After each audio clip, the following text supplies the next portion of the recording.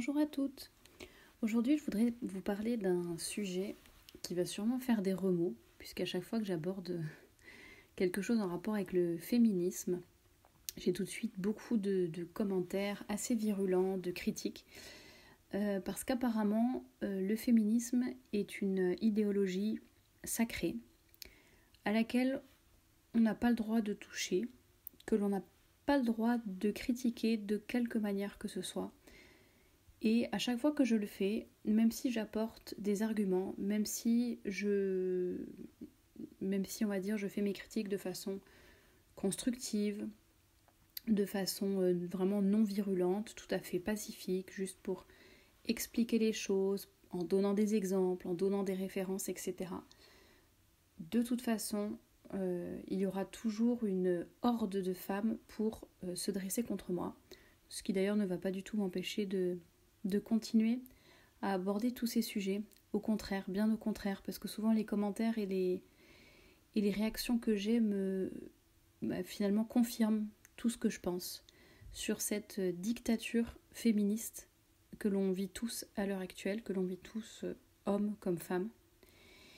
Et aujourd'hui, ce dont je voulais vous parler, c'était de quelques contradictions féministes, on va dire, parce que je pense qu'à la base, le féminisme s'est développé dans un contexte où effectivement, il y avait des choses qui n'allaient pas. Effectivement, la situation de la femme n'était pas toute rose.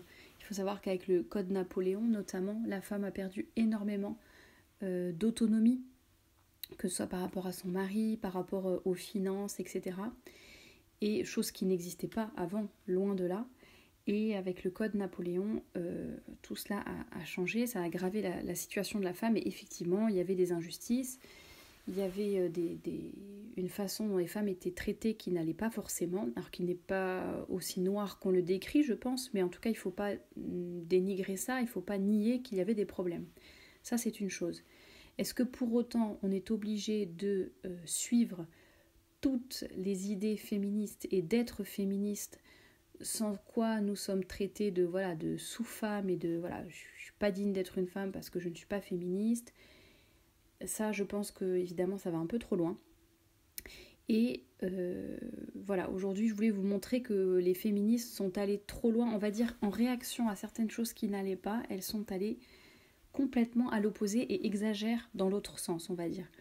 Je pense par exemple à la maternité. Voilà, elles trouvaient que les femmes étaient réduites à leur maternité, que leur maternité les empêchait de travailler ou d'avoir une carrière ou d'exister en tant que femme au lieu d'exister en tant que mère, alors que d'ailleurs les deux ne sont pas du tout contradictoires, ne devraient pas s'opposer, mais peu importe. En tout cas, voilà, pour que les femmes ne soient plus réduites à leur rôle de mère, elles luttent à 100% contre cela et finalement elles partent dans l'extrême inverse de presque finalement dénigrer et mépriser la maternité, ou celles qui sont mères, ou celles qui choisissent d'être mères jeunes par exemple, ou celles qui choisissent de faire passer leur famille avant leur carrière, ou leur mari avant leur carrière, etc. Donc vous voyez, ça c'est l'une des contradictions féministes. Soi-disant, les femmes doivent être évidemment solidaires. Déjà on est attaqué par les hommes, on est oppressé par les hommes, évidemment je mets ça avec des guillemets, c'est ce que pensent les féministes.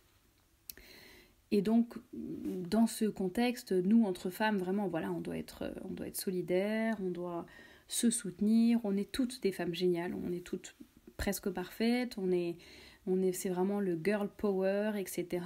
Les femmes n'ont rien à se reprocher, c'est vraiment que les hommes de cette société patriarcale, tous ces hommes un peu trop blancs et un peu trop hommes.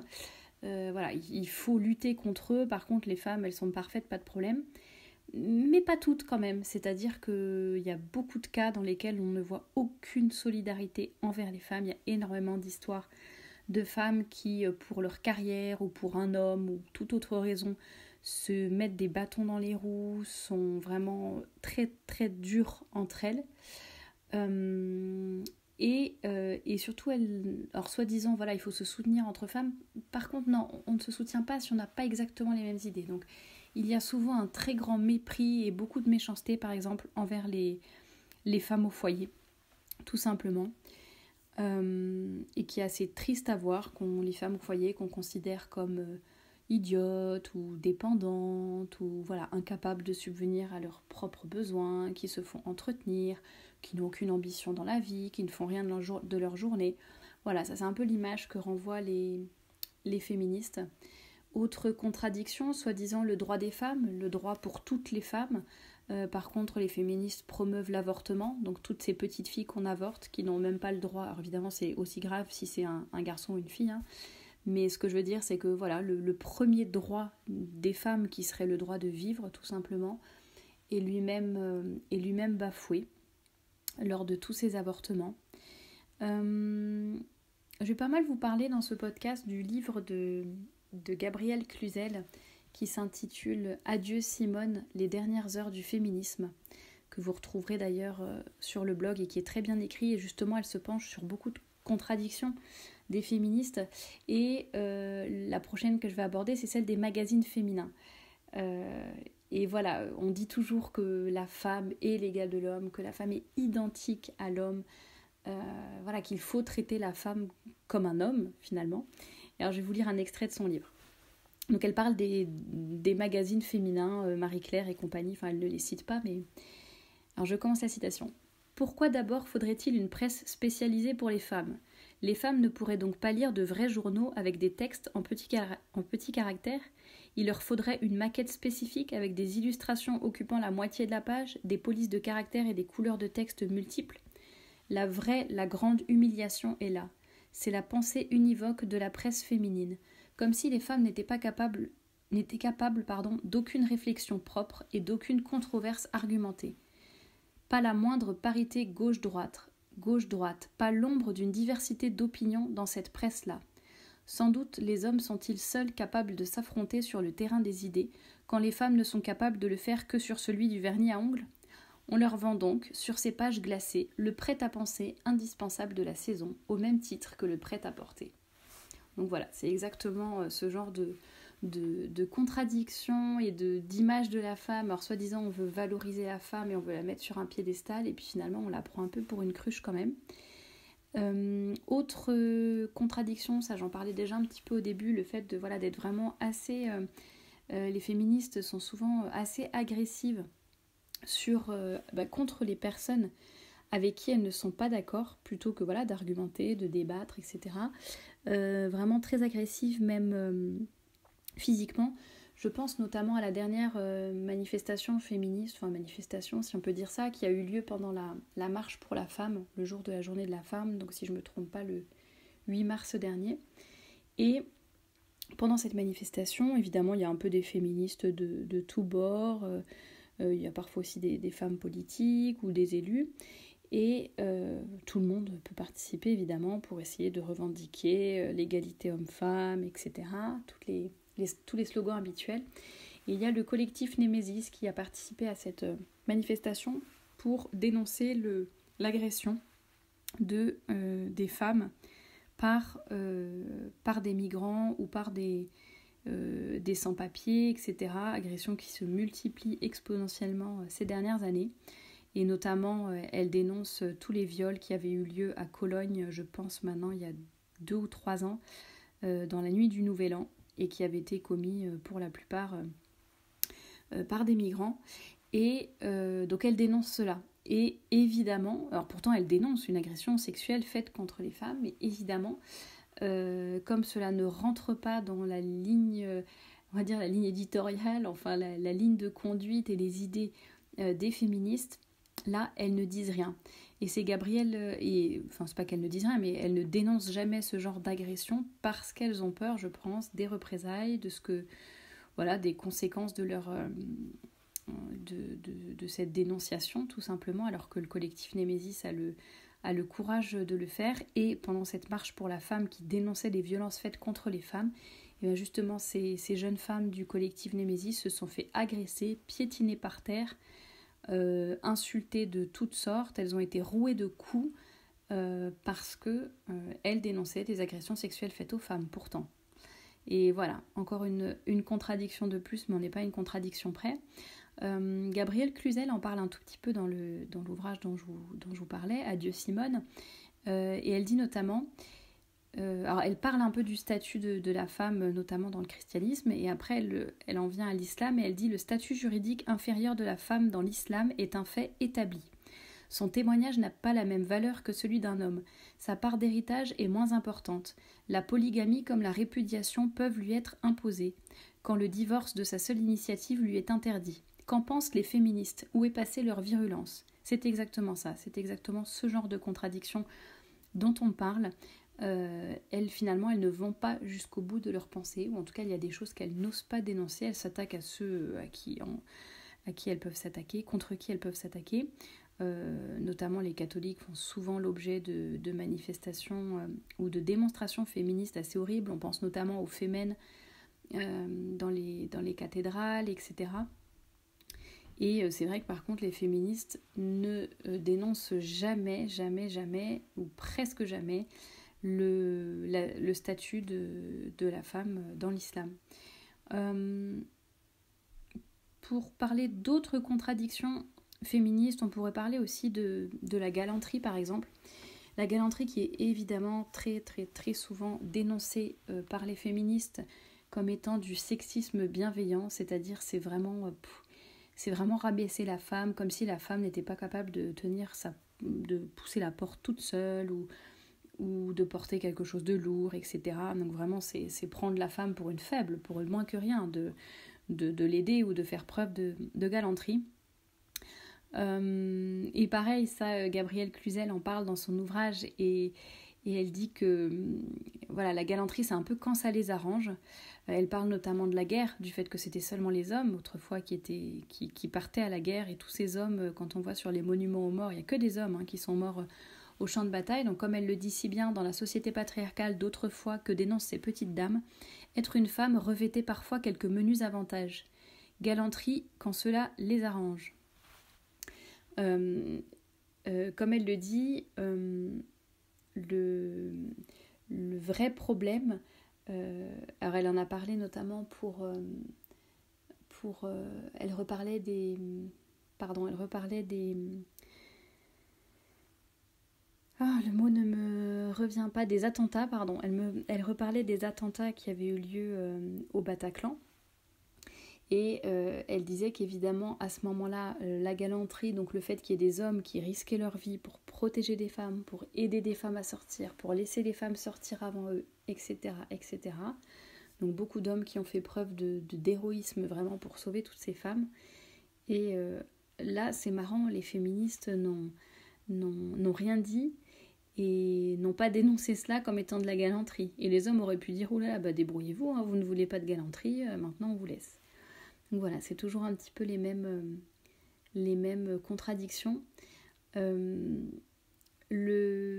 qu'il faut comprendre aussi, c'est que la libération sexuelle, en même temps que la stigmatisation de la galanterie, font vivre les femmes dans un climat d'agressivité sexuelle.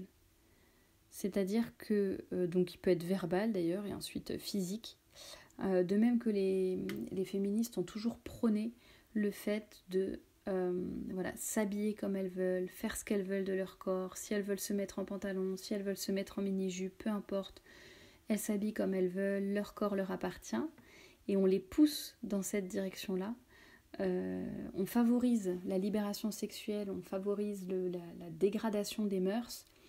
Avec la pilule aussi, la femme est disponible maintenant tout le temps sans qu'il y ait de conséquences apparentes, soi-disant, c'est-à-dire pas d'enfant en principe, et tout cela sans se rendre compte que ça a favorisé vraiment le fait de voir la femme comme un objet de jouissance, comme un objet sexuel qui doit être disponible n'importe quand pour tout le monde. Et ça finalement c'est cette révolte féministe qu'il a voulu, en dénigrant la femme, en dénigrant la maternité, en la mettant plus bas que terre, en voulant la rendre un homme comme un autre.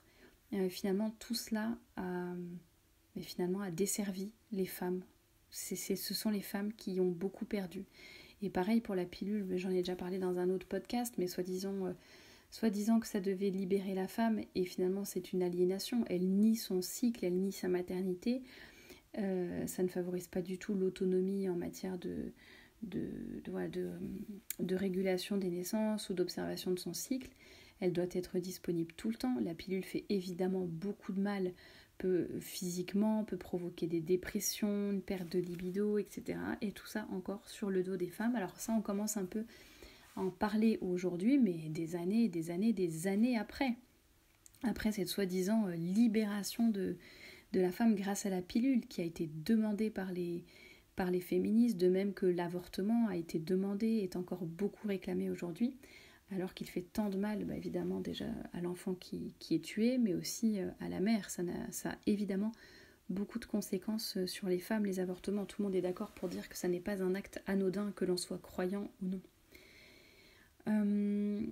Par rapport à, je voulais aussi, avant de terminer, aborder le sujet de l'égalité homme-femme, la sacro-sainte égalité, qui est très exagérée d'un côté, et en même temps pour d'autres choses, les féministes ne vont pas au bout de leur réflexion, puisque par exemple elles veulent vraiment l'égalité exacte, et puis souvent on entend ah mais pourquoi dans le cinéma il n'y a que, je sais pas, une majorité d'hommes qui a reçu telle récompense, pourquoi dans, je sais pas, telle société, telle entreprise cotée en bourse, pourquoi la plupart des dirigeants, des directeurs sont des hommes et pas des femmes, on voudrait plus de femmes, etc. Moi je sais que dans mon entreprise, certaines personnes qui arrivent, certaines femmes sont recrutées parce qu'elles sont des femmes. Alors peut-être qu'elles sont compétentes aussi, mais en tout cas c'était dit et voulu avant, ce poste-là sera pourvu par une femme pour que l'on ait une certaine égalité, alors que ça se trouve il y avait des hommes plus compétents au même poste.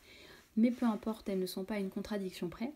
Et par contre, cette égalité exacte que l'on veut pour les postes de grands directeurs, pour les postes prestigieux, c'est marrant, d'un coup, les féministes, elles ne le demandent pas quand il s'agit des éboueurs ou des maçons, de tous ces métiers qui sont beaucoup plus ingrats ou beaucoup plus difficiles physiquement ou moralement. Voilà. Idem, elles veulent l'égalité à tout prix. Et récemment, enfin je dis récemment, mais c'était peut-être il y a quelques mois maintenant, on avait appris qu'une université australienne avait baissé ses critères d'admission pour les femmes, finalement pour que les femmes aient aussi leur chance de rentrer dans cette université. Mais ça, pour le coup, c'est vraiment dégradant, je trouve, de faire ça pour les femmes, c'est-à-dire soit elles sont capables et tant mieux, soit elles ne sont pas capables et c'est pas un drame non plus, elles sont sûrement fortes dans d'autres domaines, et voilà. Mais dans ces cas-là, en tout cas, le fait de fabriquer cette égalité de toutes pièces, c'est vraiment ça, c'est le vrai mépris des femmes finalement. Donc je pense que pour conclure ce podcast, après vous avoir donné pas mal d'exemples, un peu de contradictions, ou en tout cas on va dire d'idéologie féministe qu'on veut appliquer à tout prix sans réfléchir et sans avoir le droit de critiquer, alors qu'il y a quand même des choses qui vont pas, et je pense que c'est important de le dire.